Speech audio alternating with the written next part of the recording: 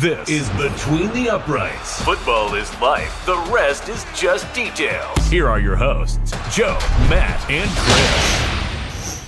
Welcome into Between the Uprights. I'm Joe. Chris and Matt couldn't be here, but that does not mean I'm not going to be giving you that great NFL breakdown you come to Between the Uprights for day in, day out, 24/7, 365. So please hit that like and subscribe button. Help support us here. We're just getting this thing started now. The New Orleans Saints were on top of the world through 2 weeks into the NFL season. They had scored almost 100 points. They were leading the league in a lot of offensive categories.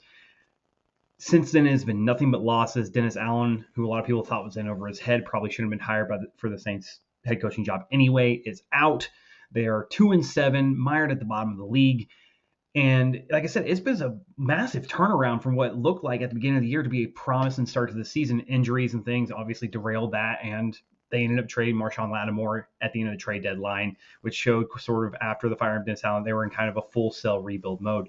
But this is nothing new. We kind of saw this coming. If you weren't paying attention to the Saints cap situation over the last couple of years, they pretty much had the least amount of cap space every free agency period. In fact, they're negative every single year as soon as free agency starts, and sort of as the league year comes to a close and they roll into the next league year.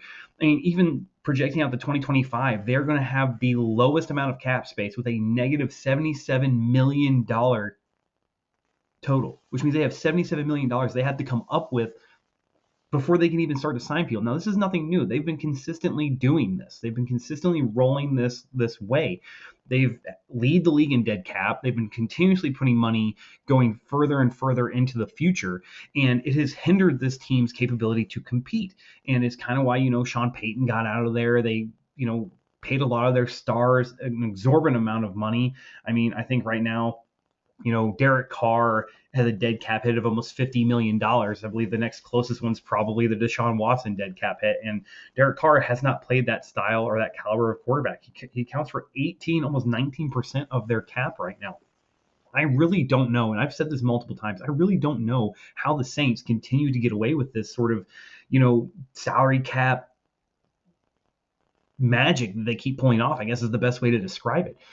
They're in a very bad spot here. They don't really have any answers going forward. I don't know what head coach is going to look at this job and go, yeah, I want to go to a team who's going to have $77 million over the cap they have to figure out, jump through all these hoops and do all this gymnastics just to get above that, then try to bring free agents in to make this team better. I don't see any way they realistically get around this and get better. I mean, they have a lot of stars, but a lot of them are aging or, haven't performed or they just can't get rid of. I mean, you have Cam Jordan, who is a staple there.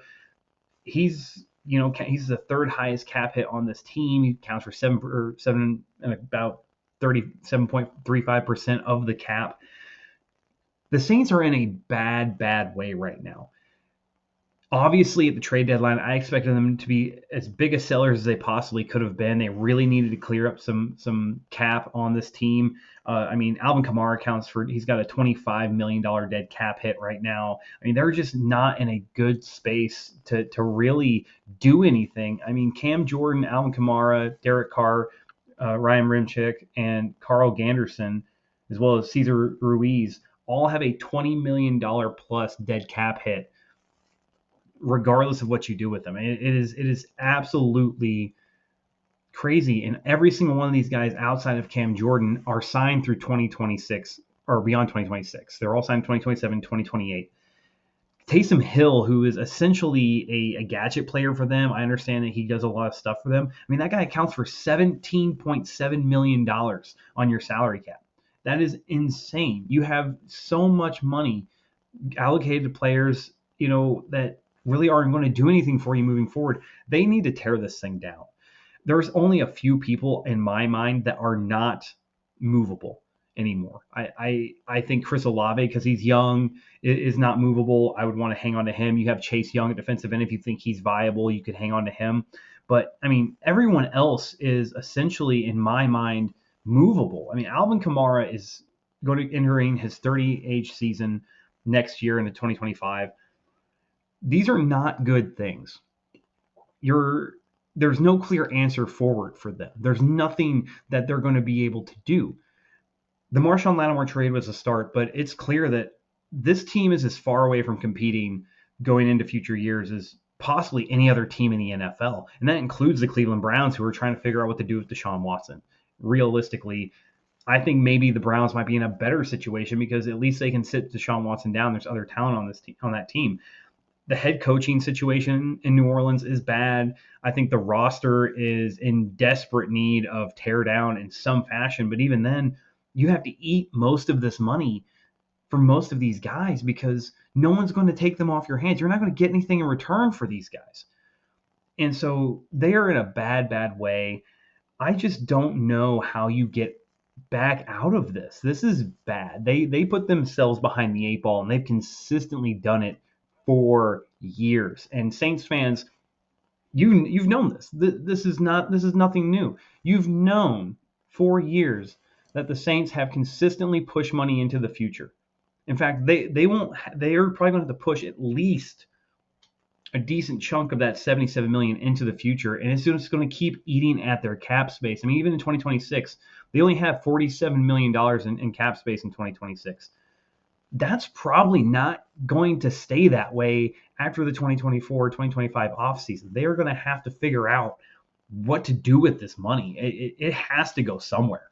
And it's going to get pushed into future years. They're going to have to do things to really push this in the future years. And realistically, it's probably going to end up going into 2027. That's where a lot of this money, I think, is going to have to go into because that's when a lot of these other things they've already done has fallen off. By 2027, they're going to have $244 million in cap space, according to SpotRack. All these numbers coming from SpotRack.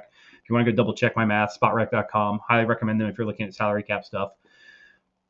That's the first point where a lot of this starts to fall off. So, I mean, essentially, Saints fans, you're waiting till the 2027 season to even have any sort of hope. And I just don't know if that's going to do anything for you. I mean, it is going to be crazy because at that point, Alvin Kamara is 32, Derek Carr is 36. He's, that's probably the first chance you're really going to get him off the books. And you really don't have anything else. And you're hoping pretty much that you hit on every draft pick. Because if you don't hit on every draft pick, you're not getting free agents in this place. This team, although they looked great the first 2 weeks, this team is not going to be anywhere close to competing. And it's not going to look good until after 2027. It's the earliest I can see projecting now that the Saints will have any chance to compete in the NFC South, let alone be viable in the NFL. Look forward to drafting the top 10, Saints fans. Hell, top 5. You're probably going to do it for the next 2 to 3 years because there's no way to get talent on this team because of the salary cap situation that the GM and the owner have allowed to just perpetuate consistently with this team. And you can only play roulette so long. And that's what happens. The New Orleans Saints, they're a victim of their own design, man. They did this to themselves. You can't keep pushing money into the future and play the salary cap game like this, playing with fire. And, well, the New Orleans Saints, they got burned. This has been Between the Uprights. Football is life. The rest is just details.